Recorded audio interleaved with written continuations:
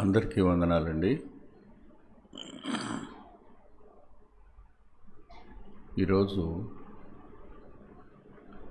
ఎవరికీ ఇష్టం లేని ఒక విషయాన్ని చెప్పడానికి ప్రయత్నం చేస్తాను. పిల్లలు అంగీకరించలేరు, యవనస్తులు అంగీకరించలేరు, పెద్దవారు కూడా అంగీకరించలేరు.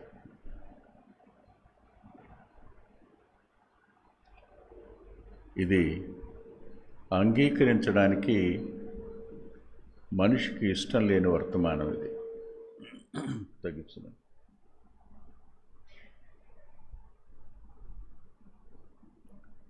ఏమిటంటే లోబడడం.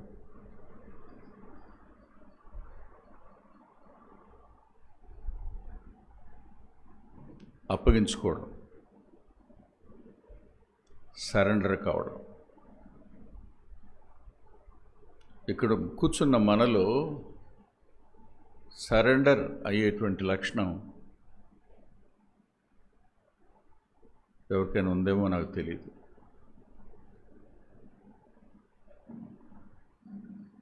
మనమందరం ఈ విషయంలో లోటు కలిగి ఉన్నాం.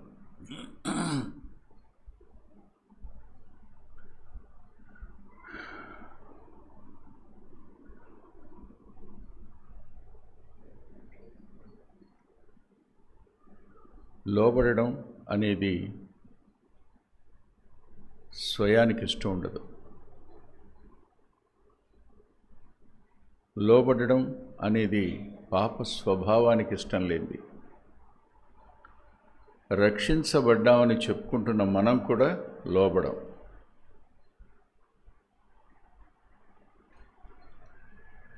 లోబడని వాడు తనకు తానే రాజు.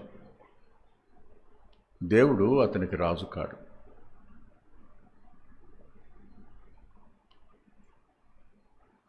లేఖనం ఇలా చెప్పింది, పిల్లలారా మీ తల్లిదండ్రులకు లోబడి ఉండండి. FC 6:1 తీయొద్దులేండి. భార్యలారా మీ భర్తలకు లోబడి ఉండండి. FC 5:25.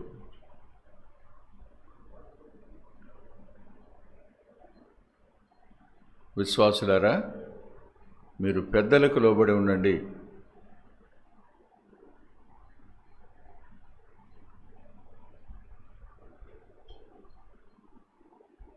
రొట్టె ద్రాక్షరసం దగ్గరికి వస్తే మనకు తెలిసేదేంటి? ఆయన ఎంత లోబడ్డాడో, ఎంత అప్పగించుకున్నాడో, ఎంత సరెండర్ అయ్యాడో ఆయన దగ్గర నేర్చుకోవాలి. ఇవాళ కుటుంబ సమస్యలకు కారణం ఏమిటి? పిల్లలు తల్లిదండ్రుల మాట వినకపోవడం, భార్యలు భర్తల మాట వినకపోవడం, విశ్వాసులు సంఘ పెద్దల మాట వినకపోవడం. వినే మనసు ఉందా?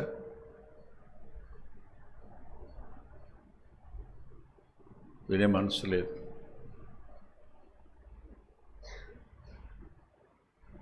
పిల్లల్ని రోజు సండే స్కూల్కి పంపలేదు నేను. మీకు ఓ విషయం చూపిద్దామని.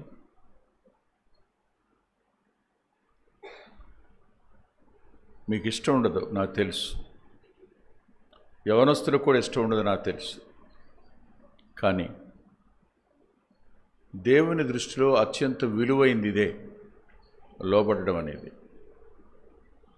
ఒకసారి మీరు లూకా సువార్త చూడండి. లూకా సువార్త 2వ అధ్యాయం 51వ వచనం.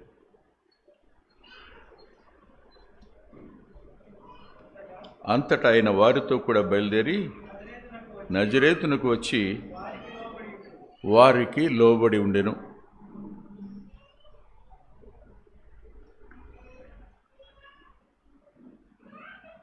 ఎట్ ద ఏజ్ ఆఫ్ 12, 12 ఏళ్ళప్పుడు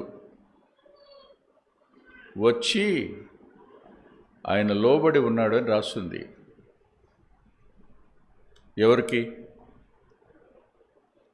తండ్రిగా పిలువబడిన ఓ వడ్రంగి ఆయనకి, తల్లిగా పిలువబడిన మరియా అనే ఆమెకి లోబడున్నాడు. ఎప్పటి వరకు?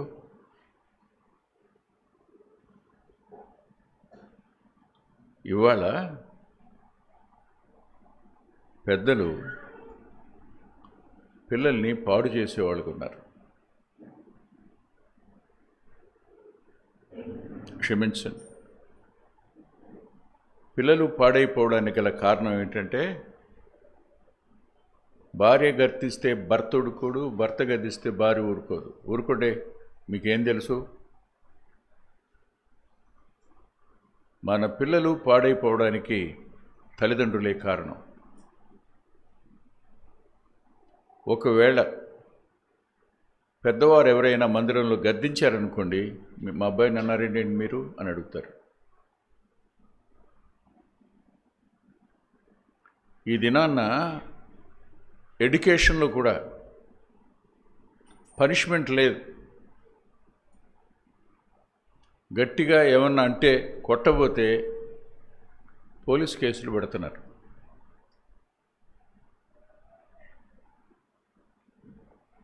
బాగుపడతారా పిల్లలు? మీ వయసు ఎంత? మీ తెలివితేటలు ఎంత? మీ జ్ఞానం ఎంత? మీ అనుభవ జ్ఞానం ఎంత? మీ వయసు ఎంత? మాట వినకపోవడం అనేది అత్యంత ప్రమాదకరమైనది. జాగ్రత్త. ఓ తల్లి ఓ సేవకుడి దగ్గర ఏడ్చింది. మావాడు ఇప్పుడు ఇంటర్మీడియట్కి వచ్చాడండి, దేవుడు లేడంటున్నాడు అని. చిన్నప్పుడు ప్రార్థన చేసిన వాడేనండి, కానీ ఇప్పుడు దేవుడు లేడంటున్నాడండి. కారణం ఎవరు? వాళ్ళే రెస్పాన్సిబుల్. వాళ్ళే. ఎందుకో చెప్పనా? చెప్తాను వినండి. వాడిని ప్రార్థన చేసుకోరా, ప్రార్థన చేసుకో, నువ్వేమడిగినా దేవుడు ఇస్తాడని చెప్పారు. వాడు ప్రార్థన చేయటం మొదలుపెట్టాడు. ప్రభువా, నాకు నా క్లాస్లో పలానా మా ఫ్రెండు పలానా సైకిల్ కొనుక్కున్నాడు, నాకు అలాంటి సైకిల్ కావాలని అడుగుతున్నాడు. ఫ్యామిలీ ప్రేయర్లో ఒంటరిగా కూడా గట్టిగా అడుగుతున్నాడు. అమ్మా నాన్న కూడబలుక్కుని వాడు మోటార్ ఆడికి కొనిచ్చి, దేవుడు చూసావా నీ అవసరాలు ఎలా తీర్చాడో, దేవుని మీద నమ్మిక ఉంచు అన్నాడు. దినాలు గడిచే కొద్దీ అమ్మా నాన్నల శక్తికి మించి అడగడం మొదలుపెట్టాడు. ఇస్తారా? దేవుడు వింటాడా? ఎప్పుడు వింటాడు? విశ్వాసంలో లోబడడం ఉంది. వాళ్ళు విశ్వాసులు కాదు, వారు దేవునికి అప్పగించుకున్నవారు కాదు. అలాంటి వాడికి మీరు ఏం నేర్పాలి? దేవునికి భయపడమని నేర్పాలి, జాగ్రత్త అని చెప్పాలి, తల్లిదండ్రులకు లోబడమని చెప్పాలి. అతని ప్రార్థనకు జవాబు రావట్లేదు, ఈ కారణం చేత దేవుడు లేడు అంటున్నాడు. తప్పే ఉంది?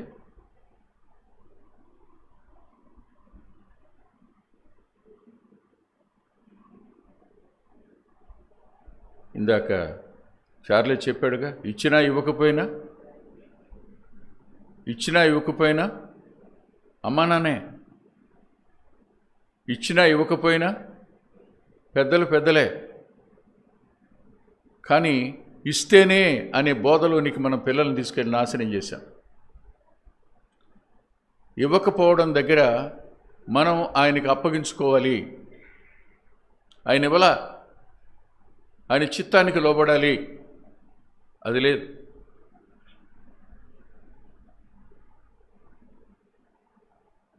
మీరే ఆలోచించండి. మన చేజేతుల మన పిల్లల్ని మనం పాడు చేసుకుంటున్నాం అంతే.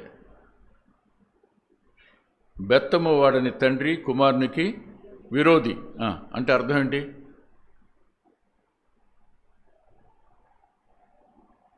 నా పిల్లల్ని నేను ఎప్పుడూ కొట్టలేదు అని చెప్పి తల్లిదండ్రులు పిల్లలకి ఏమవుతారు?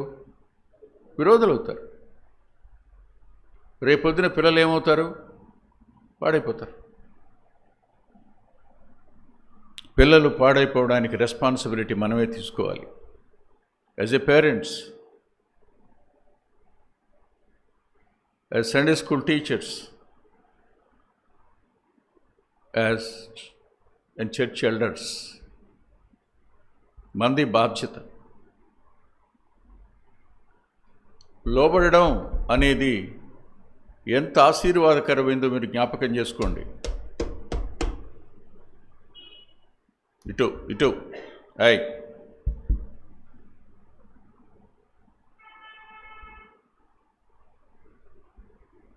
సంతోష్, నీ వెనకాల ఉన్నాడు చూడు, అన్ని ముందుకు తీసుకురా.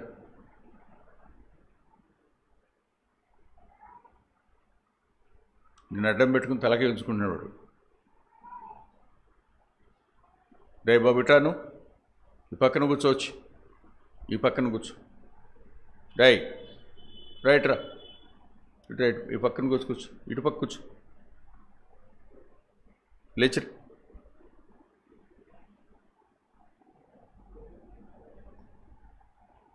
అర్థమైందా మీకు? అర్థమైందా? లేచిరా అన్నప్పుడు లేచి వచ్చేటట్టు మన పిల్లల్ని మనం పెంచాలి. Submission starts with a command. Submission is going to be learned by punishment. ఏది ఎక్కడుంది? వాడు చిన్నోడు, వాడిని ఎదురు కూర్చోబెట్టడం మన వల్ల అవ్వదు. నువ్వు జరుగు సంతోష్, చూసావా? గమనించావా? ఎవరు చెప్పిన మాట అన్నారు? నువ్వు వెళ్ళా, జాగ్రత్త, నష్టపోతావు. తల్లిదండ్రుల మాట పిల్లలు వినేటట్టుగా మనం తర్ఫీ చేసుకోవాలి. అది మన బాధ్యత, పెద్దల బాధ్యత, సంఘ సేవకుల బాధ్యత. కానీ పిల్లల్ని ట్రైన్ చేయం. వాళ్ళ ఇష్టానికి మనం విడిచిపెట్టేస్తాం. వాళ్ళు ఏం చేసినా రైట్ అన్నట్టు చేస్తాం. ప్రమాదం ఉంది. ఆ రోజు యాకోబు అన్నాడు, వెళ్ళి మీ అన్నల క్షేమ సమాచారం కనుక్కురాపో అని. ఏమనాలి? యోసేపు ఏమనాలి? నేను వెళ్ళను, వాళ్ళకి నా మీద పగ, వారు మరి పగబట్టారు, మరింత పగబట్టారు. ఎంత పగబట్టారంటే నా క్షేమ సమాచారాన్ని కూడా అడగలేనంత పగ ఉందో వాళ్ళకి. Why should I go there? నేను ఎందుకు అక్కడ వెళ్ళాలి? వాళ్ళ క్షేమాన్ని గురించి నేను ఎందుకు ఎంక్వైరీ చేసుకురావాలి? వెళ్ళను అనాలిగా. అనలా. తండ్రి మాటకు విధేయత చూపించాడు. ఏం జరిగింది? నష్టం జరిగిందా? తాత్కాలికంగా నష్టం జరుగుతుంది. విధేయత చూపిస్తే తలంచుకోవాల్సి వస్తుంది, లోబడవలసి వస్తుంది. నీ స్వయానికి ఇష్టం ఉండదు. కానీ ఇన్ కోర్స్ ఆఫ్ టైం ఏమైంది? తండ్రికి చూపించిన కొద్ది విధేయత వద్ద దేవుని చిత్తంలోకి వచ్చాడు అతను. అతని జీవితంలో దేవుని చిత్తం నెరవేరడం ప్రారంభమైంది. ఒకానొక దినాన్న అతడు ప్రధానమంత్రి స్థానంలో ఉండగలిగాడు. Because of single obedience to his father. అక్కడ ప్రారంభమైంది. ఇంట్లో ఉన్నంతవరకు ప్రారంభం కాల. ఈ రోజున విధేయత, అప్పగించుకోవడం, పూర్తిగా మనం లోబడడం అనే దగ్గర వీఆర్ ఆల్ ఫెయిల్యూర్. ఆ పిల్లోడే మనకంటే మేలుగా ఉన్నాడు.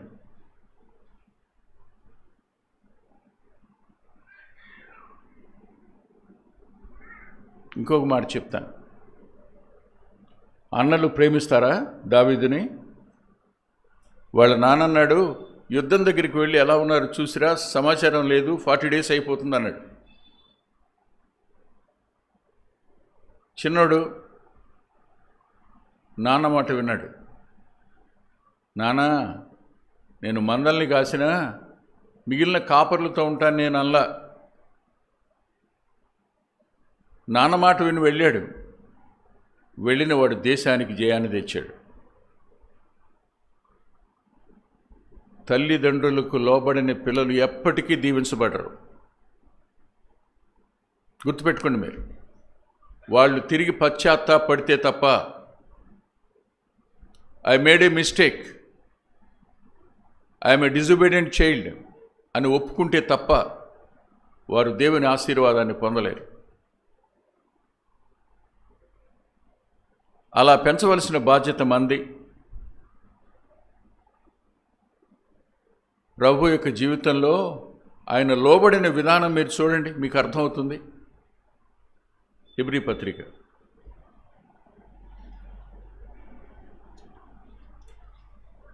10వ అధ్యాయం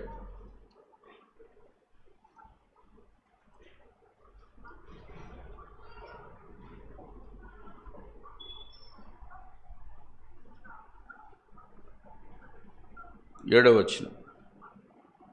అప్పుడు నేను గ్రంథపు చుట్టలో నన్ను గూర్చి వ్రాయబడిన ప్రకారము, దేవా నీ చిత్తము నెరవేర్చుటకు ఇదిగో నేను వచ్చి ఉన్నాను.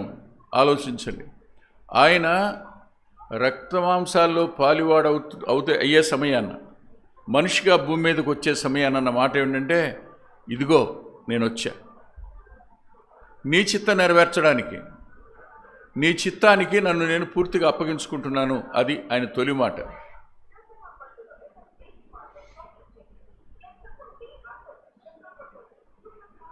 దేవుని చిత్తం ప్రస్తుతానికి కష్టంగా అనిపించవచ్చు, కానీ కాలం వెంట ఆ చిత్తం అమూల్యమైనదిగా బయటపడుతుంది. ప్రస్తుతానికి నష్టంగాను, ప్రస్తుతానికి కష్టంగాను, ప్రస్తుతానికి అవమానంగాను, ప్రస్తుతానికి అనేకుల ముందు తల ఉంచుకున్నట్టుగా అనిపిస్తుంది. కానీ లోబడిన ఏ వ్యక్తి అయినా దేవుని చిత్తంలో, ఆయన చేతుల్లో ఉంటాడు. ఆయన చిత్తం ప్రతి వ్యక్తి విషయంలో ఉన్నతమైందే కానీ న్యూన్యమైంది కాదది. ఆయన తానే లోబడ్డాడు. లేఖనం ఏమి చెప్తుందో లోబడిన దగ్గర ఒకసారి వెళ్దాం రండి.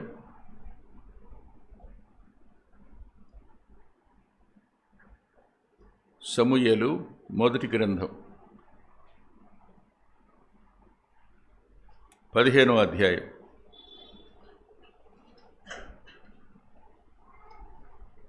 23వ వచనం.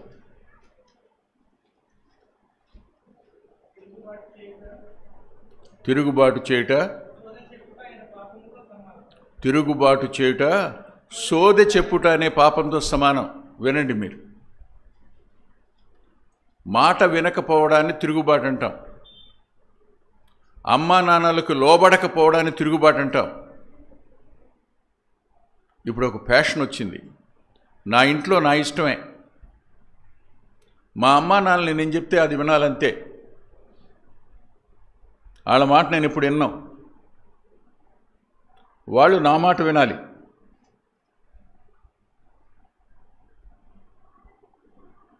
ఇది బాల్యానికే కాదు, మానవత్వానికే తగంది. అది సోది చెప్పటం అనే పాపంతో సమానం.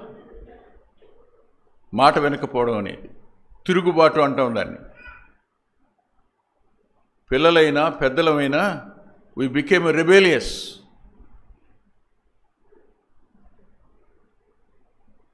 భార్యలు కూడా రిబేలియసే, భర్తలమైన మనం కూడా రిబేలియస్, తిరుగుబాటు చేసేవాళ్ళమే. ఇలా ఎందుకు చేసావు ప్రభు అని ఆయన అడిగాం. ఎవరు మనం? నా జీవితంలోకి ఈ పరిస్థితి ఎందుకు అనుమతించావని అడిగాం. ఎవరు మనం? ఆయన అనుమతించాడు, యాక్సెప్ట్ ఇట్, అంతే. నోరు మూసుకుని ఊరుకోవడమే, ఆయన చేతులకు అప్పగించి జరగనివ్వడమే. అంతేగాని తిరుగుబాటు చేయడం, మాట వినకపోవడం, లెక్కలేనితనం ఎక్కడి నుంచి వస్తాయో తెలుసా మీకు? చూడండి ఒకసారి యెషయా గ్రంథం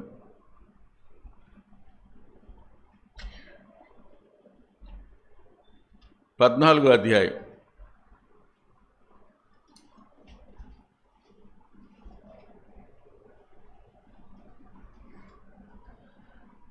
12వ వచనం చదువుకుందాం అందరం.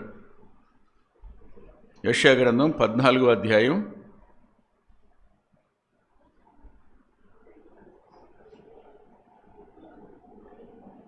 12వ వచనం నుండి. ఇంకా తీస్తానే ఉన్నారు. కొత్త నిబంధనలో ఉండదు, పాత నిబంధనలో ఉంటుంది.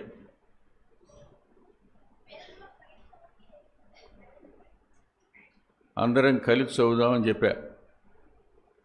యెషయా గ్రంథం 579 పేజీ, 579 పేజీ నంబర్.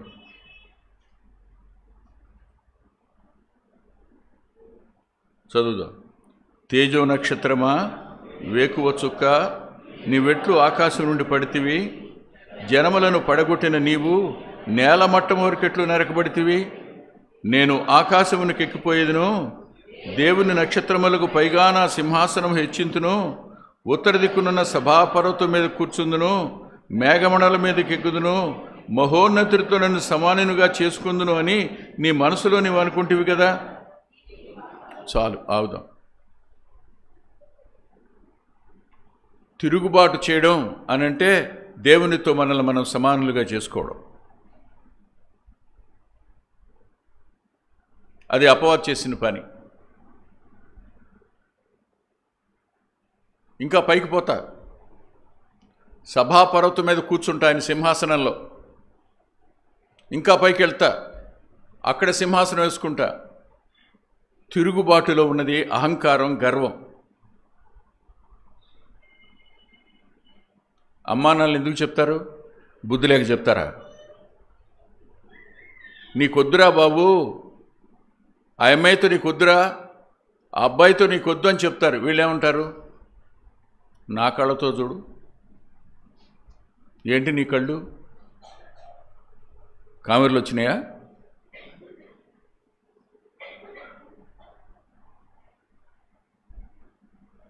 అమ్మా నాన్నలు చెప్పేది అనుభవంతో. తల్లిదండ్రులకు మించి మిమ్మల్ని ప్రేమించేవాడు ఎవడుండడు భూమి మీద. ఉండరు. మీ పెదనానో మీ చిన్నానో పిలుచుకొచ్చి ప్రేమగా మాట్లాడితే, నేను మా పెదనాన్నకు పుడితే బాగుండనుకున్నాడు తెలివి తక్కువ వాళ్ళు. ఆయన పిల్లల్ని అడగండి, వాళ్ళు చెప్తారు. వాళ్ళ చిన్నాన్ని అడగండి, చెప్తారు. నువ్వు నేను అనుకుని పుట్టలేదు వాళ్ళకి, అనుకుని మనం కనలేదు వాళ్ళని. దేవుడిచ్చాడంతే.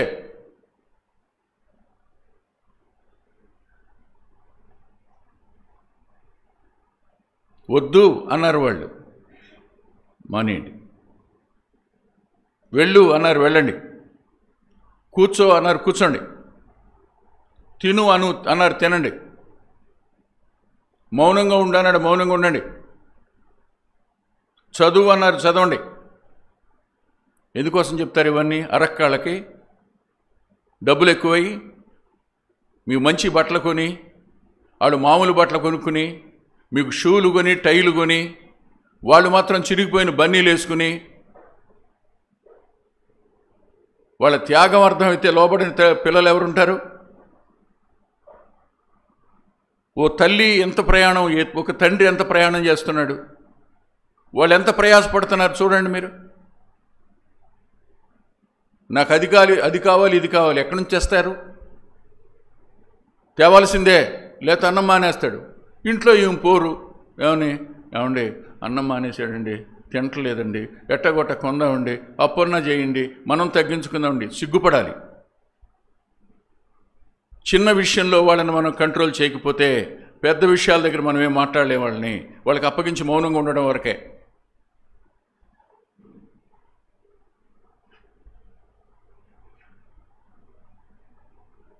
నాకు చాలా గుర్తుంది, గడ్డం పట్టుకుని బతినాడిన ఆడపిల్లలు ఉన్నారు. అమ్మ వద్దు నీకు అది, నా మాట విను. లేదు, మాటిచ్చేశా, నేను మాటిచ్చేశా. దేవునికి ఇష్టం లేని మాట నువ్వు ఎలా ఇస్తావు? నువ్వు ఒక విశ్వాసి అయి ఉండి అవిశ్వాసిని ఎలా చేసుకుంటావు? అమ్మా నాన్నల మాట తోసేసి, వాక్యాన్ని తోసేసి, దైవాధికారాన్ని తోసేసి ఎవరు అలా చేసుకున్నారో వాళ్ళు ఎంతమంది క్షేమంగా ఉన్నారు అడగండి. ఆ తర్వాత మారు మనసు పొందారని చెప్పొచ్చు మీరు, కానీ వాళ్ళు ఎప్పటికీ నీ స్థాయికి రాలేరు. నిన్ను బాధపడుతూనే ఉంటారు ఏదో ఒక విషయంలో.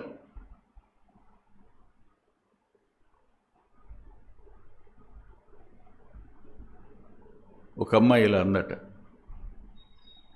అన్నయ్య రోజు మీటింగ్కి మా ఊరు వచ్చాడు, నన్ను గురించి నా స్నేహితురాలు చెప్పారు, అన్న పిలిచి, అమ్మా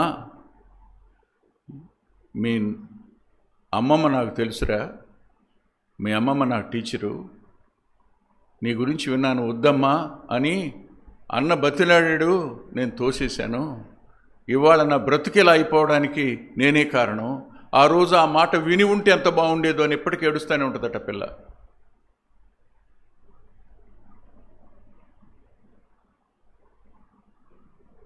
పిల్లలు, మీరు విధేయులు కారు. విధేయులు కాకపోతే జాగ్రత్త, దేవుడే కొడతాడు. దేవుని చేత దెబ్బలు తినే పరిస్థితికి రాకండి. అమ్మా నాన్నలు తిట్టారా, గద్దించారా, కొట్టారా మీ క్షేమం కోసమే. మీ మీద పగతో ఏ తండ్రి కొట్టడు, పగతో ఏ తల్లి కొట్టదు. వాళ్ళు మేడైతే తప్ప, పిచ్చోళ్ళైతే తప్ప. ఈ దినాన్న కుటుంబ సమస్య పిల్లలు. అందున ఇదివరకు కాలేజీకి వెళ్ళిన తర్వాత, యూనివర్సిటీకి వెళ్ళిన తర్వాత సమస్య అయ్యేవాళ్ళు, కానీ ఇప్పుడు ఎల్కేజీ యూకేజీ దగ్గర సమస్యగా మారుతున్నారు. కారణం చెప్పండి. Spare the rod and spoil the child. బెత్తాన్ని పక్కన పెట్టు, పిల్లోడిని పాడు చేయని అంతటి నువ్వు. అలాగని చచ్చేట్టు కొట్టబాకండి. ఇప్పుడు ఇంటికి వెళ్ళాలి.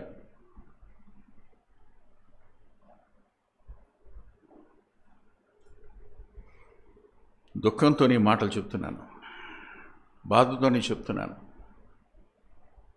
లేఖనం ఏం చెప్తుందో ఒకసారి రండి మీరు.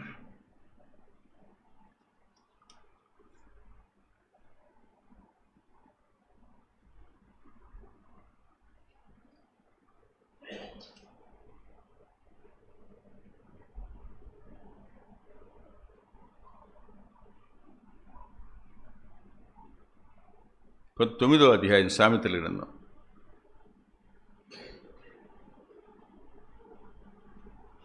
ఏడవ వచనం.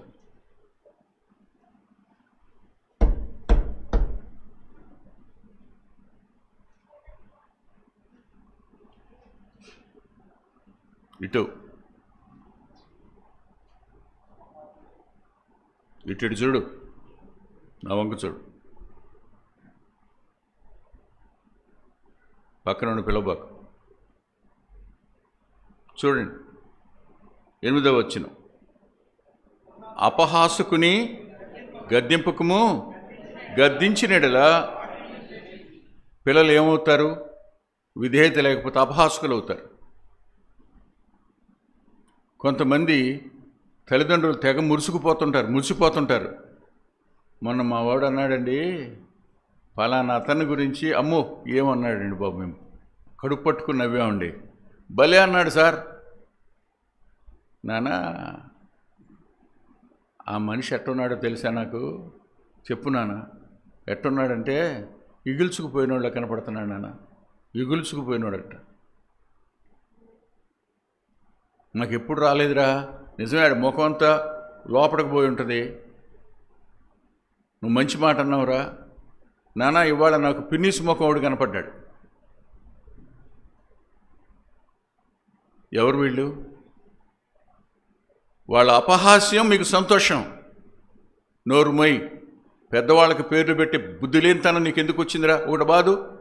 ఇంకెప్పుడు ఉండదు వాళ్ళకి ఆ స్వభావం. లోబడని వాడు అపహాసకుడిగా మారుతాడు. నెంబర్ 1. నెంబర్ 2 చూడండి.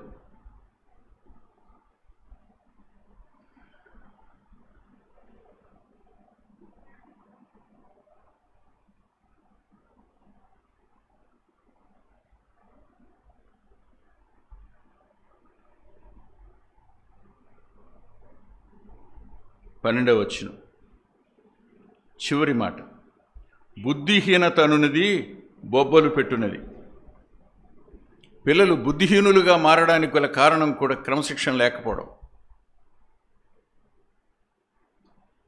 నాన్న అరుస్తుంటే నాన్నకి రెట్టింపు అరుస్తుంటాడు. అమ్మ కేకలేస్తుంటే సరదాగా ఉందా, అట్లగా ఉందా? పిల్లలు అమ్మా నాన్నల మీద తిరగబడడం. చాలా దుఃఖం ఇది. ఇవాళ ఎక్కడ చూసినా ఇదే కనపడుతుంది.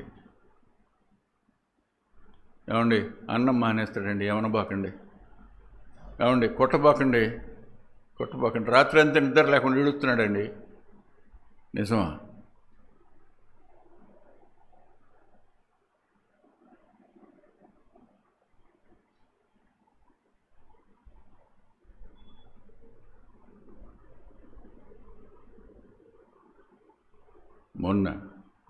నిన్న కారులో తమ్ముడు ఇలా చెప్పాడు, అన్నయ్య, మా ఇంట్లో మా నాన్న చాలా క్రమశిక్షణ పాటించేవాడు. మా ఇంటి వెనక పొలాల్లో దోస తోటేశారు. నేను వెళ్ళాను, పెద్ద దోసకాయ కనపడింది, కోసుకుని తినేశాను. తినేసి ఇంటికి వచ్చాను. వెనకాలే పొలం ఆయన వచ్చాడు. పొలం ఆయన వచ్చి, మీ వాడు దోసకాయ తిన్నాడండి, మా దొంగతనంగా తీసుకున్నాడండి అన్నాడు. మా నాన్న పిలిచాడు, తిన్నావా అన్నాను. ఆకలింది, తిన్నానన్నాను. కొట్టాడు. కొట్టేసి గోడ కుర్చీ చేయించాడు.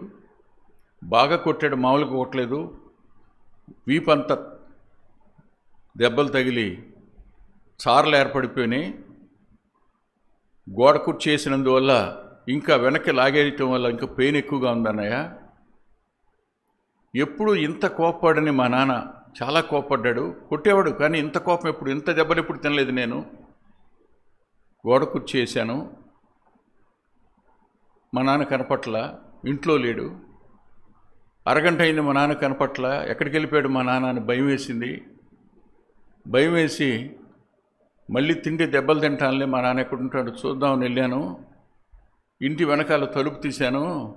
మా నాన్న మోకరించి గావురు ఏడుస్తున్నాడు వెనకాల.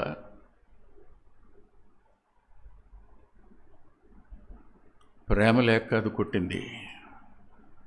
నువ్వు అపహాసుడు అని, అపహాసకుడు అని, బుద్ధి లేనివాడు అని, దొంగవనే పేరు నీ మీద ముద్ర పడకుండా ఉండడం కోసం ఆ శిక్ష వాళ్ళు వేస్తుంది, అంతే. ఇవాళ తల్లిదండ్రులకి పిల్లలకి మధ్యలో పోడ్చలేని అగాధం ఉంది. వారధి కట్టేవాడు ఎవడూ లేడు. వాళ్ళని కలపగలిగిన వాడు అక్కడ కనపట్టాల.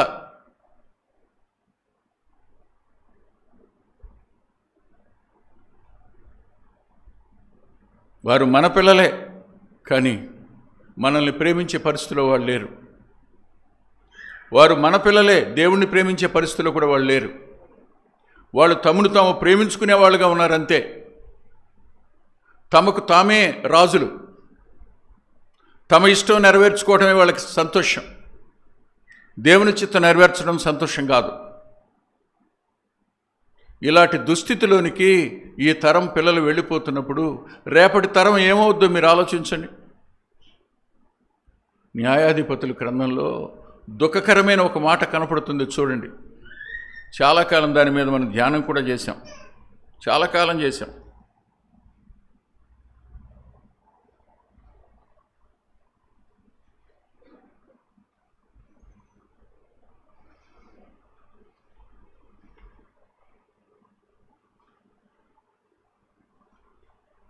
న్యాయాధిపతుల గ్రంథం 2వ అధ్యాయం 10వ వచనం, పేజీ నెంబర్ 199, ఓల్డ్ టెస్టిమెంట్లో. అందరినీ తీనేనా?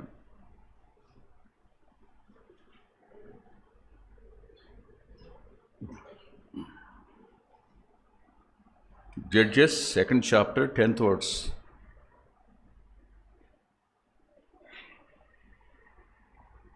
ఆ తరము వారందరూ తమ పితరుల యొద్దకు చేర్చబడిరి. వారి తరువాత యెహోవానైనను ఆయన ఇశ్రాయేలు కొరకు చేసిన కార్యములైనను ఎరుగని తరం ఒకటి పుట్టగా. చాలా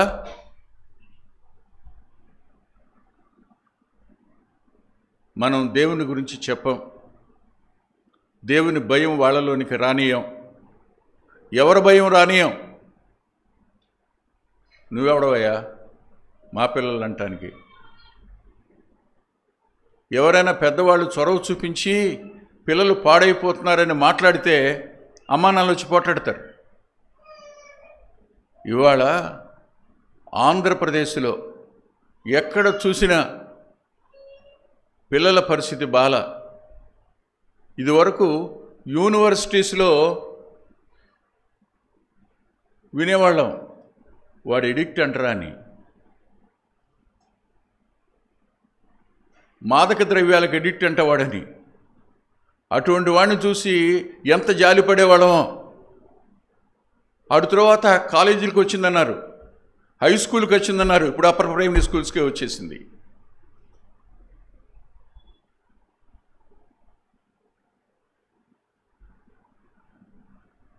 ఆరు ఏడు చదువుతున్న పిల్లలు రోడ్డు ప్రక్కన, మన ఇంటి పక్కనకు వచ్చి రాత్రిపూట గంజాయి పీలుస్తున్నారు.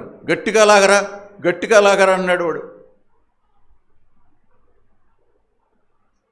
ఒకవేళ మనం వెళ్ళి అడిగాం, నీకేం పని, నువ్వెవడో మమ్మల్ని అడటానికి, ఏమైంది చెప్పండి తరం. పెద్దలను లెక్క చేయని తరం.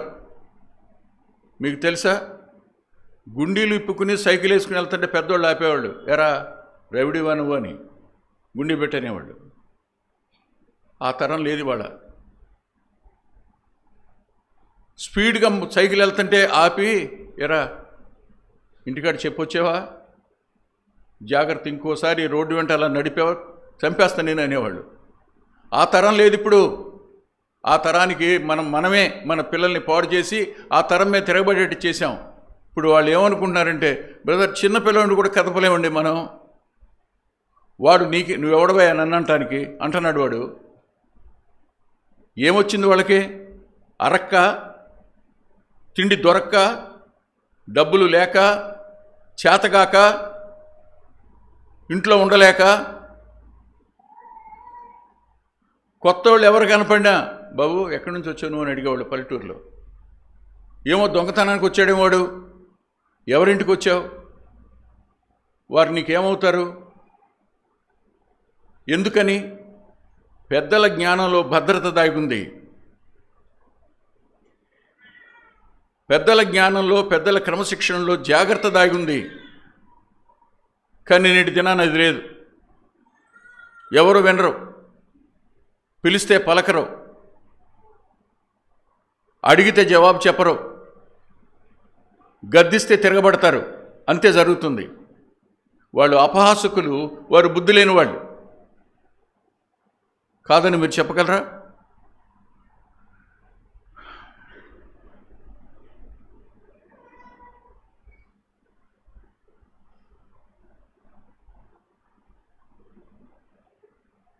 ఆరో వచనం చూడండి, అదే 9వ అధ్యాయం 6వ వచనం. ఇక జ్ఞానము లేని వారై ఉండక బ్రతుకుడి, తెలివి కలగజేయు మార్గములో చక్కగా నడువుడి. అపహాసకుడు, బుద్ధిహీనుడు తెలివిగల మార్గంలో నడవడో. వాడికి తెలివి తక్కువ మార్గమే ఇష్టం.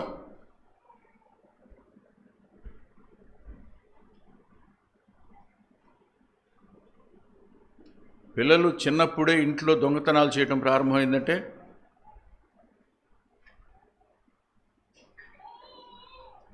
చెప్పండి, నాన్న జేబులో, అమ్మ దిండు కింద డబ్బులు. ఎంత తెలివిగలవాడో తెలుసా? అక్కడ 5,000 ఉంటే 5,000 తీసుకోరు, 500 తీసుకుంటారు. అక్కడ 1,000 రూపాయలు అంటే 1,000 రూపాయలు తీసుకోరు, 100 రూపాయలే తీసుకుంటారు. ఈ తెలివితేటలు బాగుంటాయి. ఎందుకని? 1,900 లెక్క పెట్టడం తప్పు, లెక్క పెట్టుకున్నానేమో అనుకుంటాడు అంతే. ఎవరో తీస్తున్నారనే ఆలోచన కూడా అమ్మా నాన్నలకు రాని ఎదవ తెలివితేటలు మాత్రం ఉన్నాయి. బతుకు పాడు చేసుకునే తెలివితేటలు. రేపు ప్రొద్దున వెళ్ళి దేవుని ముందు నిలబడాలని తెలుసా మీకు? దేవుడు లెక్క అడుగుతాడని తెలుసా మీకు? అదేమీ లేని జీవితాన్ని జీవించటం విశృంఖలత్వం కాదా?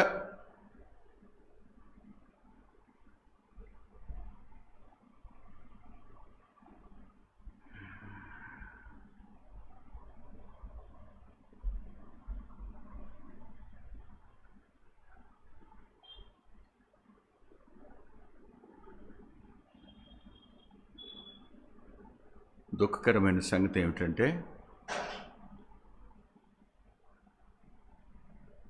ఒకానొక దినాన్న శిక్ష ఏ స్థాయిలో ఉండేదో తెలుసా మీకు? ఇశ్రాయేలీల్లో శిక్ష ఏ స్థాయిలో ఉండేదో మీకు ఒకసారి చూపిస్తాను, చూడండి. బుద్ధన్న వస్తుందేమో. ద్వితీయోపదేశకాండం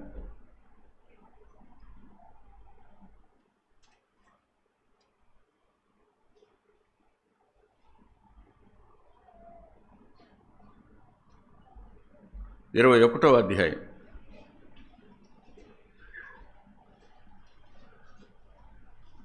18వ వచనం నుంచి 21వ వచనం వరకు. ఒకని కుమారుడు మొండివాడై తిరుగుబడి తండ్రి మాట గాని తల్లి మాట గాని వెనకయుండి వారు అతన్ని శిక్షించిన తరువాతయు అతడు వారికి విధేయుడు కాకపోయినడలా అతని తల్లిదండ్రులు అతను పట్టుకొని ఊరి గవిని యొద్ద కూర్చుండు పెద్దల యొద్దకు అతన్ని తీసుకుని వచ్చి, మా కుమారుడైన వీడు మొండివాడై తిరగబడి ఉన్నాడు, మా మాట వినక, విన్నారా మీరు, తిండిబోతును త్రాగుబోతున్నాయనని ఊరి పెద్దలతో చెప్పవలెను. అప్పుడు ఊరి ప్రజలందరూ రాళ్లతో అతను. ఇది పనిష్మెంట్స్.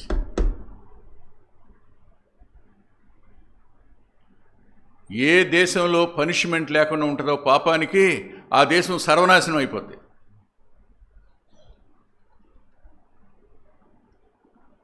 వెస్టర్న్ కంట్రీస్ అలా అయిపోవడానికి కారణం అదే. అదే తెచ్చి ఈస్టర్న్ కంట్రీస్లో కూడా, ఓరియంట్ కంట్రీస్ కూడా పెట్టేశారు వాటిని. పిల్లల్ని తరాలని సర్వనాశనం చేయడానికే. ఇది శిక్ష.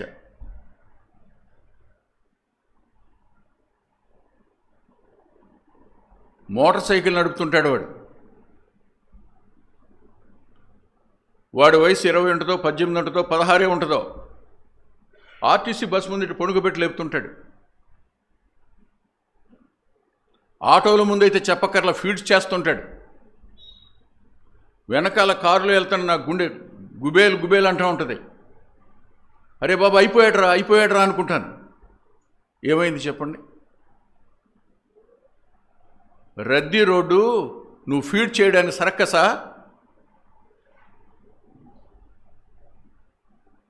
ఎవరు దీనికి కారకులు? ఆ వయసులో వాడికి అన్ని లక్షల కారు మోటార్ సైకిల్ అవసరమా? మనమే మన పిల్లల్ని పాడు చేసుకున్నాం. ఎవరు పాడు చేయలే.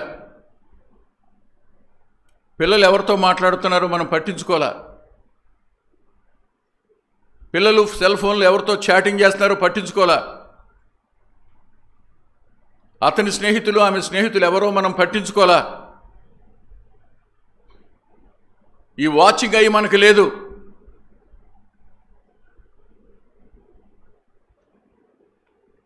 మావాడు చాలా మంచోడండి అంటాం. స్కూల్కి వెళ్ళి ఎప్పుడైనా మాట్లాడారా టీచర్స్తో? వెళ్ళి మాట్లాడండి. మనం మంచోడు అనుకుంటున్న పిల్లోడు ఎలాంటోడు?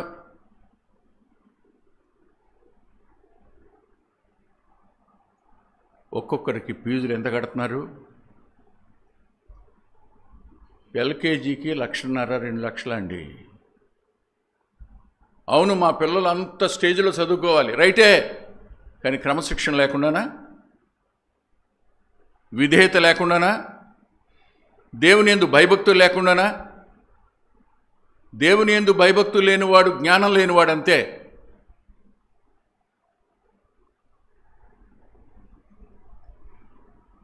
ఆయన సర్వాధికారి. Jesus is the almighty God. అలాంటి వాడు అమ్మా నాన్నలకు లోబడి ఉన్నాడు అని రాసింది. మీరు మాత్రం లోబడరు. ఎవరికి లోబడరు. లోబడతారా? లోబడతారా? మందిరానికి వచ్చింది వాక్యం ఉంటాక వెనక తిరిగి చూడటానిక? పక్కన వాళ్ళతో మాట్లాడడానిక? Why you came to assembly? ఎందుకు వచ్చారు మీరు మందిరానికి? వాక్యం ఉండటానికి కదా?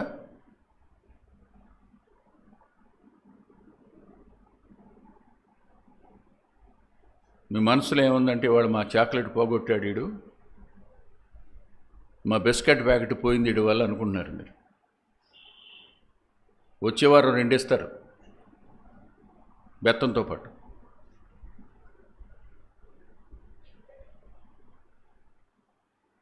నేటి దినాల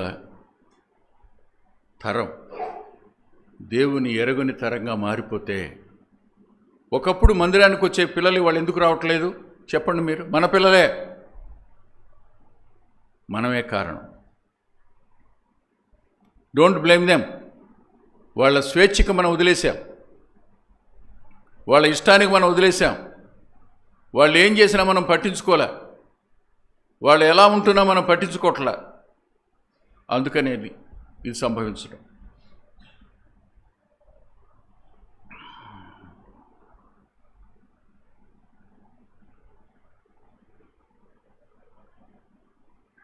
ఎవరు లోబడరో వాళ్ళు మొండివాళ్ళు, ఎవరు లోబడలో వాళ్ళు స్వార్థమే వాళ్ళకి, అంతే. అమ్మా నాన్నలు ఏమైపోయినా పర్వాలా. విచిత్రం చెప్పనా, మా నాన్న ఇప్పుడు చచ్చిపోతాడని చూస్తున్నాను బ్రదరు, నాకు ఆ ఉద్యోగం ఇస్తారు కదా. ఇదండి నేటి తరం యొక్క ఆలోచన. మా నాన్న ఎప్పుడో చచ్చిపోయాడు బ్రదరు, మా అమ్మ చచ్చిపోతే బాగుండని చూస్తున్నా, ఇన్సూరెన్స్ పాలసీ వస్తుందని.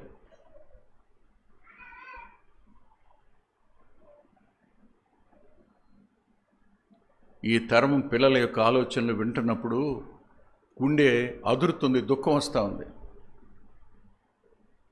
We saw disobedient generation. అవిధేయులైన తరాన్ని చూస్తున్నాం మనం ఇవాళ. ఒకడికి చెప్పండి, ఒరే క్రాప్ అలా వేయించుకోవద్దురా అని ఇట్ట అంటాడు. ఇక్కడ బొట్ట ఉంటుంది.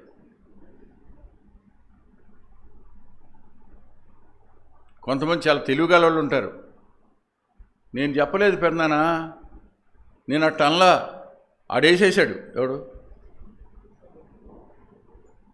వేయొద్దంటే వేస్తాడరా? వేస్తాడా? అంటే ఎలా అయిపోయారు మీరు? అరే మా చొక్కా మా నాన్న పట్టించుకునేవాడు, ప్యాంటు పట్టించుకునేవాడు, ప్రతిదీ పట్టించుకునేవాడు. కొంచెం లోకం యొక్క స్టైల్లోకి వెళ్తున్నాడు వీడు అనుకున్నాడా? అయిపోయాం ఆ రోజున. అమ్మన్నది అనేది నాన్నన్నది అనేవాడు. కానీ వాళ్ళది లేదు. తడి పడక వంగటం మానేశారంతే. తడి పడితే వంగేవాళ్ళు. ప్రభు జీవితాన్ని ఒకసారి జ్ఞాపకం చేసుకుందాం, రండి వెళదాం.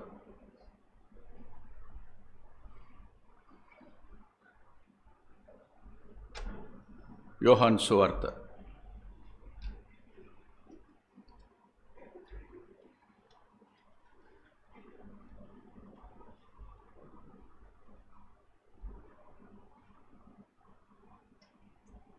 1వ అధ్యాయం 1వ వచనం.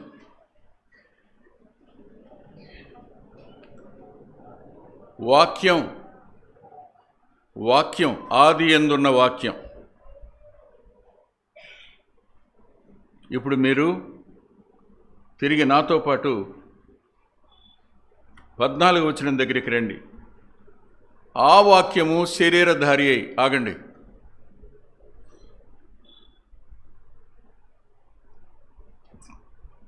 ఆయన తన మహత్తుగల మాట చేత సమస్తాన్ని సృజించాడు. అది 2వ వచనంలో సమస్తమును ఆయన మూలముగా కలిగెను. John 1st chapter 2nd verse. సమస్తమును ఆయన మూలముగా కలిగెను. ఆ వాక్కు సమస్తాన్ని కలుగు చేసింది. అదే వాక్కు హెబ్రీ పత్రిక.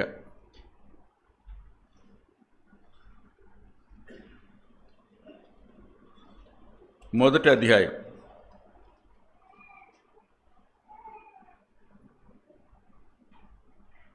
3-4 వచనాలలో 3వ భాగం. తన మహత్తు గల మాట చేత సమస్తమును నిర్వహించుచు.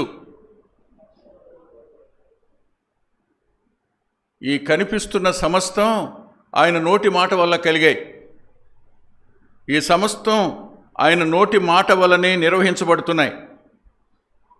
ఎవరైనా క్రియేటర్ అండ్ ఆల్సో చెప్పండి, నిర్వహించేవాడు. అడ్మినిస్ట్రేటర్ అందామా, కంట్రోలర్ అందామా? ఆయనకేం పట్టిందని శరీరంలోకి వచ్చాడు చెప్పండి నాకు మీరు.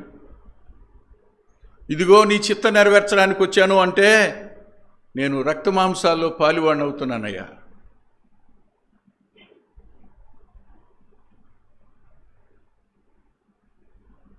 ఇద్దరు పిల్లలుంటే ఒకరికి చెప్పామనుకోండి, ఆమెకి చెప్పవే, నాకు చెప్తావే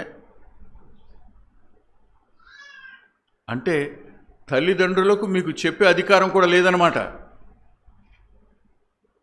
నువ్వేం చేస్తున్నావు? ఫ్యామిలీలో కాంపిటేటివ్ స్పిరిట్ మీది. డిజోబీడియన్స్కి అది రుజువు.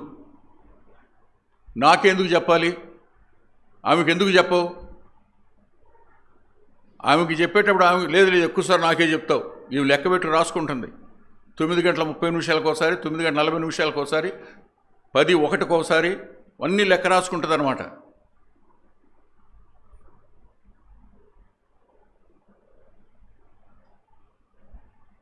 ఇవాళ విశ్వాసులైన మనలో విధేయత లేదు, మన పిల్లల్లో విధేయత లేదు. మనం దేవుని మాటకి గడగడలాడితే మన పిల్లలు దేవుని మాటకి గడగడలాడేవాళ్ళు. కొందరు చెప్తారన్నా, మేము ఎంత దేవునికి లోబడుతున్నామో, ఎంత ప్రార్థన చేస్తున్నామో అంత రిబెలియస్ నేచర్ వస్తుందని. వస్తుంది, అపవాది వాడు చేస్తాడు, వాడి పని అది. అలాగని మీరు దేవునికి దూరం కాకండి. ఇంకా తమ్ముడు చెప్పాడు కదా, చచ్చిపోయిన తర్వాతైనా పిల్లాడు రక్షించబడ్డారు. నీతిమంతుల పిల్లలు యెహోవా ఉపదేశాన్ని పొందుతారు అన్నాడు. ఖచ్చితంగా పొందుతారు ఒక రోజుకి, కానీ వాళ్ళ కష్టం కావచ్చు. కానీ వాళ్ళ మన వంతు మనం మోడల్ చూపించాలి, మాదిరి చూపించాలి. ఆది యందున్న వాక్యం, సమస్తాన్ని సృజించిన వాక్యం, సమస్తాన్ని నిర్వహిస్తున్న వాక్యం రక్తమాంసాల్లో పాలు కావడం, partaker of the flesh and blood అనే దగ్గరికి వచ్చేటప్పటికి ఏ స్థాయి నుండి ఏ స్థాయికండి ఊహించండి ఒకసారి. ఆయన స్థాయి ఎక్కడ, మనం ఎక్కడ? ఆయన ఎంత తగ్గించుకున్నాడు, ఎంత లోబడ్డాడు, ఎంత అప్పగించుకున్నాడు.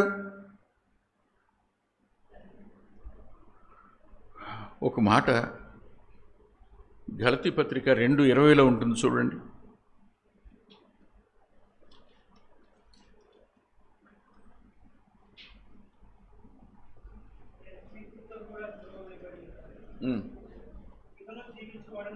నేను కాను, క్రీస్తే నా యందు జీవించున్నాడు.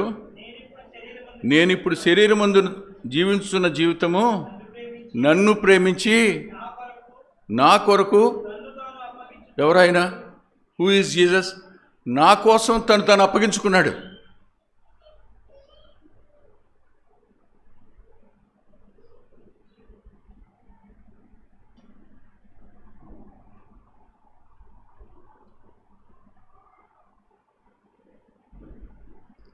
అప్పగించుకున్నవాడు ఏం జరిగినా బ్లేమ్ చేయడు. పాజిటివ్ రిజల్ట్ వస్తే పొంగిపోడు, నెగిటివ్ రిజల్ట్ వస్తే దేవుని యందు భయభక్తులు మానుకోడు. యోబు అన్నాడు, భయభక్తులు మానుకునేనను అన్నాడు. కానీ మానుకున్నాడా? మానుకోలా. దేవుని చిత్తం నా జీవితంలోకి వచ్చింది, నేను యాక్సెప్ట్ చేస్తున్నాను అంతే. నష్టాన్ని యాక్సెప్ట్ చేస్తున్నా, అవమానాన్ని యాక్సెప్ట్ చేస్తున్నా, విమర్శను యాక్సెప్ట్ చేస్తున్నా, నిందను యాక్సెప్ట్ చేస్తున్నా, నా ఇంటి దగ్గర పనిచేసేటువంటి నా పనివాళ్లే నా మీద తిరుగుబడినా సరే యాక్సెప్ట్ చేస్తున్నా, నా భార్యకు నా వాసన అసహ్యంగా ఉంది ఆయన యాక్సెప్ట్ చేస్తున్నా. దేవుని చిత్తాన్ని సంపూర్ణంగా అంగీకరించడం అనేది చిన్న సంగతేం కాదు.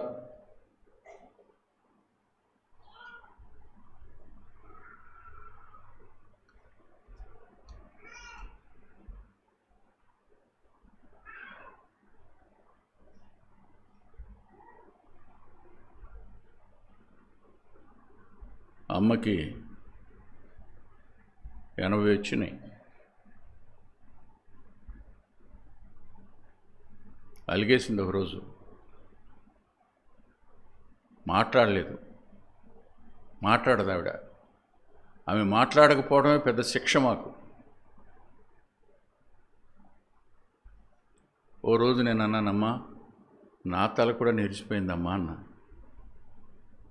నా తల కూడా, నేను కూడా ముసలోడిని అయిపోయానంటే ఆమె అంది, ముసలోడు అయితే నాకేమవుతావు నువ్వు? మాస్టర్ అవుతావా? ఫాదర్ అవుతావా? లీడర్ అవుతావా?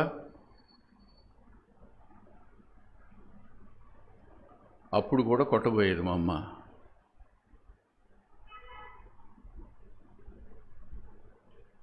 నిన్న కుర్రాడు అడిగాడు,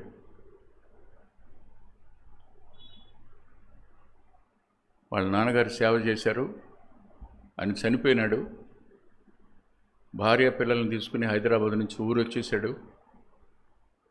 వాళ్ళ మదర్ ఉంది, ఇంకా అందరినీ బయటికి పంపేసి ఒక మాట అడిగాడు, మిమ్మల్ని అన్న అని పిలవచ్చా అన్నాడు.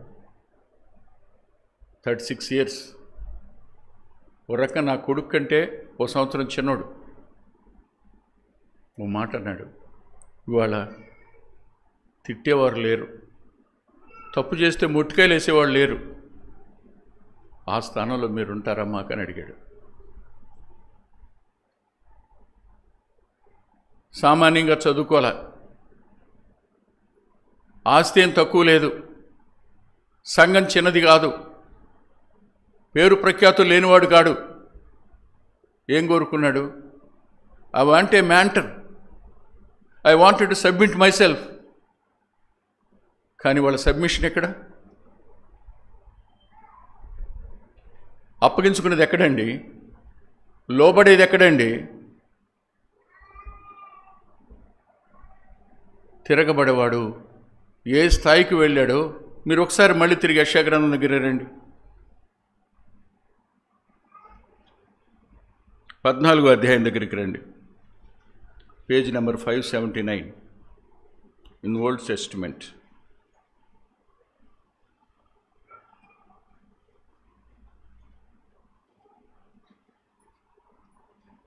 నుంచి చదువుకుందాం.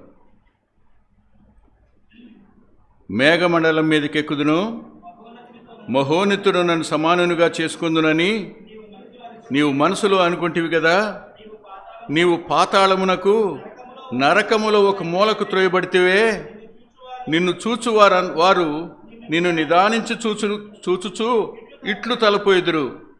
భూమిని కంపింపచేసి రాజ్యములను వణికించిన వాడితడేనా? లోకమును అడవిగా చేసి దాని పట్టణములను పాడు చేసిన వాడితడేనా? తాను చెరపట్టిన వారిని తమ నివాస స్థలమునకు పోని అని వాడితడేనా? జనముల రాజులందరూ ఘనత వహించిన వారై తమ తమ నగరుల యందు నిద్రించుచున్నాడు.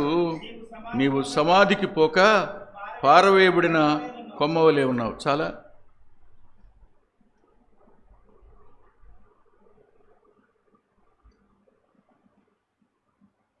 ఓ మూలకు నెట్టివేయబడిన దుస్థితి.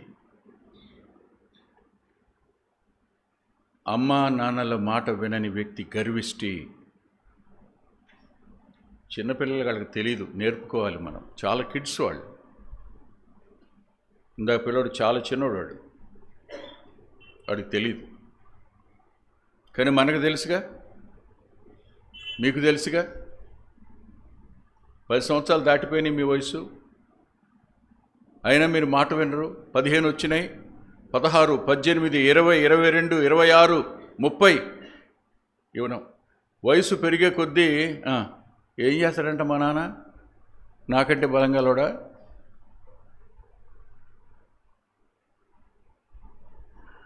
ఎక్కడికి వెళదామని? అపవాది యొక్క శిక్షా విధిలోకి వెళ్దామనా? వాడు తన శిక్షలోనికి మిమ్మల్ని అందరినీ లాగడానికి ప్రయత్నం చేస్తున్నవాడు. మిమ్మల్ని అందరిలోంచి బయటికి తేవడం కోసం ఆయన రక్తమాంసాల్లో పాలువాడయ్యాడు. మహిమను విడిచి వచ్చాడు. మహిమకు మీరు వారసులు కావాలి, మనం వారసులు కావాలని ఆశించాడు ఆయన. దినాలు గడిచిపోతున్నాయి, కానీ నేర్చుకోవలసింది మాత్రం మనం నేర్చుకోవాలి.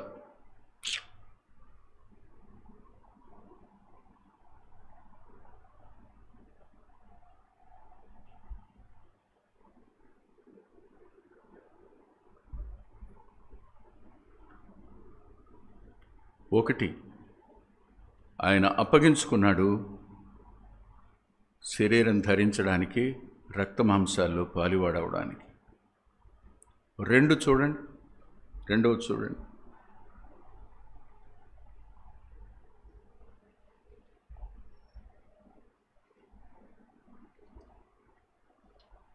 కొరింథీ 2వ పత్రిక 8వ అధ్యాయం 9వ వచనం. మీరు మన ప్రభువైన యేసుక్రీస్తు కృప నెరుగుదురా? ఆయన ధనవంతుడయుండియు మీరు తన దారిద్ర్యం వల్ల ధనవంతులు కావాలని మీ నిమిత్తము దరిద్రుడు అయ్యాడు. శరీరంలోనికి రావడం వేరు, భూమి మీద దరిద్రతలో ఉండడం వేరు.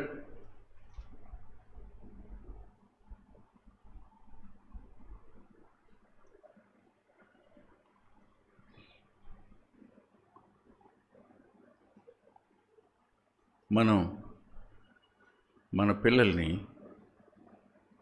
చేతులా పాడు చేస్తాం, సందేహం లేదు. రిచెస్ట్ స్కూల్లో జాయిన్ చేస్తాం మన పిల్లల్ని. ఎందుకని?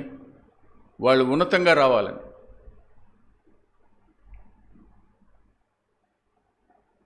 ఏం చేసుకోవాలో తెలియని 20 తరాల ఆస్తిని దాచిపెట్టిన పిల్లల మధ్యలో, తల్లిదండ్రుల యొక్క పిల్లల మధ్యలో మన పిల్లలు వెళ్తుంటారు. మనకేముంటుంది? ఓ ఇల్లు ఉంటుంది, మహా ఉంటే ఓ ఎకరమో 2 ఎకరాలో 3 ఎకరాల పొలం ఉంటుంది. ఇంతకు మించి ఇంకేముండదు మనకి, అది కూడా ఎక్కువే. కానీ మన పిల్లలు వాళ్ళతో సమానంగా ఉండాలి, ఏమీ తగ్గకూడదు. వాళ్ళు పిక్నిక్ వెళ్తామంటే ఇవ్వాలి, ఫ్రెండ్స్తో టూర్ వెళ్తామంటే ఇవ్వాలి.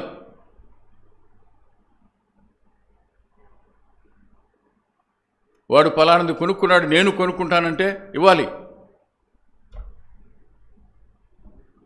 మన ఆర్థిక పరిస్థితి ఏమిటో మన పిల్లలకి తెలియకుండా పెంచుతున్నాం. చాలా జాగ్రత్త.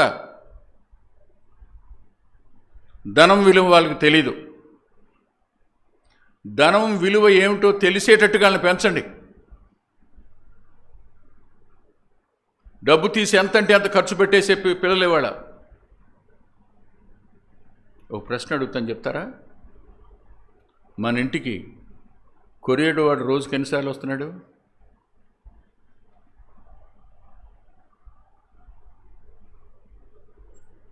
చెప్పండి.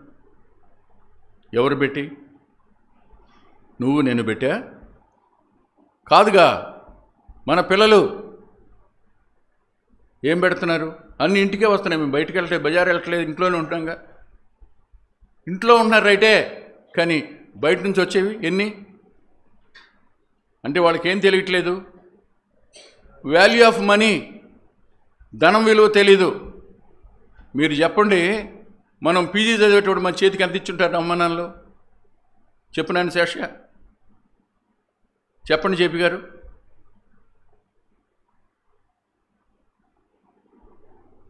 చెప్పు నాన్న క్రాంతి, ఎంత ఇచ్చుంటారు ట్రైన్కి వెళ్ళడానికి?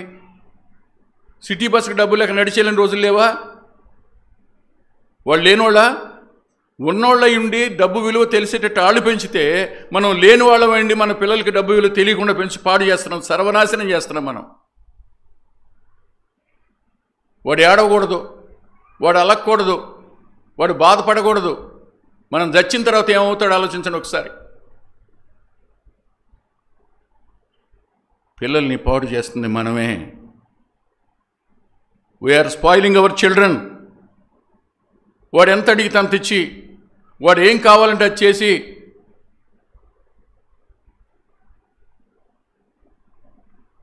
ఆయన భూమి మీద దరిద్రుడిగా బతికాడు. దరిద్రతను ఆయన అవమానంగా భావించలా.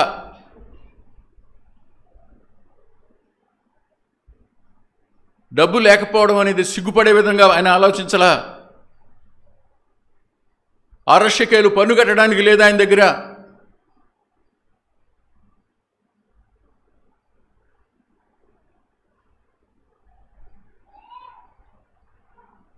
అంత పావర్టీని అనుభవించాడు ఆయన. మీకే పుట్టే ఛాన్స్ ఉందనుకోండి, ఎక్కడ పుడతారు మీరు? ఎవరింట్లో పుట్టాలని కోరుకుంటారు చెప్పండి? మొత్తం భూమి అంతా చూపించి నీకు ఒక అవకాశం ఇస్తున్నాను అబ్బాయి, అప్పుడే ఆత్మను సృజించి, నిన్ను ఆత్మగా సృజించి ఎవరి కడుపులో పుడతావు అంటే ఎక్కడ పుడతావు? మిషక్ గారు కమలమ్మ గారి కడుపులో పుట్టాలని ఎందుకు అనుకుంటాడు వెంకటరత్నం? అనుకోడు. చాయిస్ ఇవ్వలేదు మనకి. మనకేది మేలో ఆయనకి తెలుసు. చాలామంది తల్లిదండ్రుల మీద చాలా పగబెట్టుకుంటారు. కానీ నేను ఒక మాట చెప్తాను, పిల్లలైన మీరు పైకి వచ్చేటప్పటికీ అమ్మా నాన్నల తాతుల ఆస్తులు పోవడం వెనక దేవుని ప్రణాళిక ఉంది. దేవుని ప్రణాళిక ఉంది. మీరు ధనం విలువ ఎరిగి పెరగాలని ఆయన ఉద్దేశించాడు కనుక అన్ని తీసేశాడు. అది నా జీవితంలో రైట్. తాతలకున్న ఆస్తులే కనుక నాకుంటే నా పిల్లలు ఉద్యోగాలు చేయాల్సిన అవసరం లేదు. ఈ రోజున కాలు మీద కాలేసిన ఇంట్లో కూర్చుని తినొచ్చు వాళ్ళు. ఎంఏ చదివే టైంకి ఫీజు కట్టే పరిస్థితిలో మా నాన్న లేడు. ఒక్కనే కొడుకుని మళ్ళీ నేను. నాకేమర్థమైందో తెలుసా? Money value. ఎంఏ చదువుకోటకి వెళ్ళేటప్పుడు మా అమ్మ నాకు పావలా ఇచ్చేది. ఎప్పుడు అనుకుంటున్నారు? 81లో పావలా. బందర్ వెళ్ళాలి రోజు ట్రైన్లో, పావలా అలాగే పెట్టుకుని వెళ్ళేవాడిని, అంతే. క్యారేజ్ కట్టించేది. తిరిగి వచ్చేటప్పుడు స్టేషన్లో దిగి 10 పైసలు అప్పట్లో ఉడకబెట్టిన తాలింపేసిన శనగలు ఓ పొట్లం కట్టించుకుని అమ్మకి తెచ్చిచ్చి మిగతా 15 పైసలు జేబులో దాచుకునేవాడిని. వారం అయితే ఎన్ని 15 అవుతాయి? అవి దాచి ఉంచేవాడిని, ఖర్చు పెట్టుకునేవాడిని కాదు. మీకు చెప్పనా, ఎప్పటికీ నా కోసం నేను ఖర్చు పెట్టుకోలేను. ఎవరికైనా ఖర్చు పెట్టగలను, కానీ నాకు నేను ఖర్చు పెట్టుకోను. నాకు తెలుసు నా ప్రభు యొక్క దరిద్రత, నాకు తెలుసు. కొరతలో బ్రతకడం అనేది దేవుణ్ణి ఆయన ప్రణాళికని అర్థం చేసుకుని ఆయన ఘనపరచడం. అది మనకు లేదు. మీరు కోటీశ్వరులు అయిపోతారని చెప్పే బోధ మిమ్మల్ని ఆకర్షిస్తుంది. మిమ్మల్ని తోకగా కాదు తలగా చేస్తారనే బోధ మిమ్మల్ని ఆకర్షిస్తుంది. ఎప్పుడు తలవుతారు మీరు? మాదిరి అయితే కదా. మాదిరి లేని తలకి ఏం ప్రయోజనం?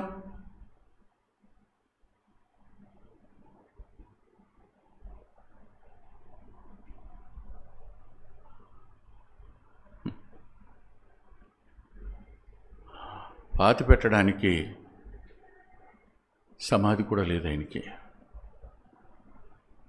ప్రయాణించడానికి గాడిద లేదు, పడవ లేదు, గాడిద లేదు. ఎంత పావర్టీ! ఆయన కప్పటానికి బట్టలు ఎవరో తెచ్చారు.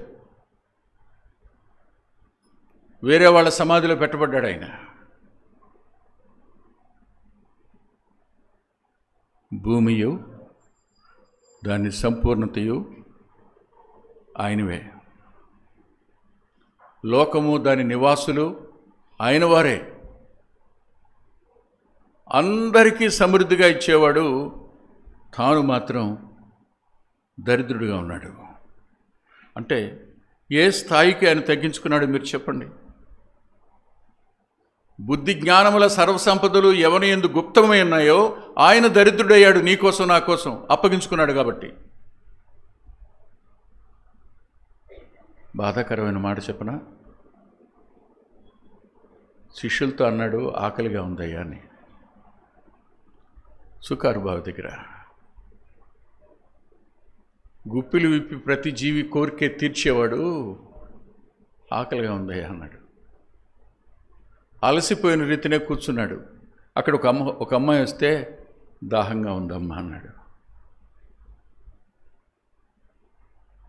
ఆకాశంలో నీటిని దాచి ఉంచిన వాడు అడుగుతున్నాడు దప్పికగా ఉందని.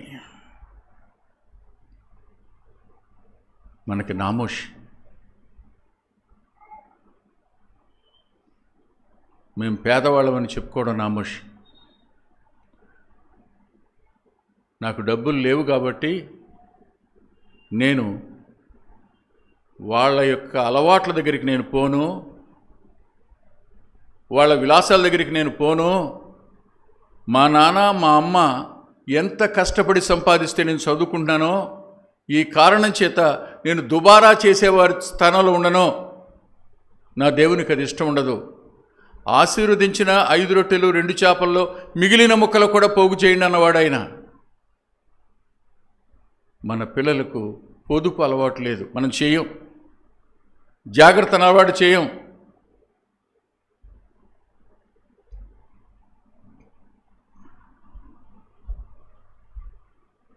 టైం 10 నిమిషాలు ఎక్కువ అయిపోయింది ఇప్పటికే.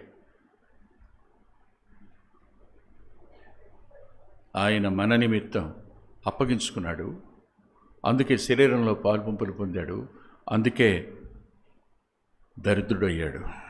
మిగిలింది వచ్చే వారం చూద్దాం. ప్రార్థన చేసుకుందాం.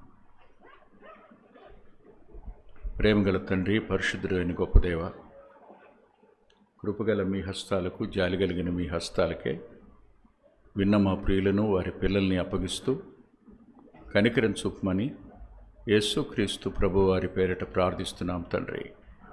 ఆమేన్.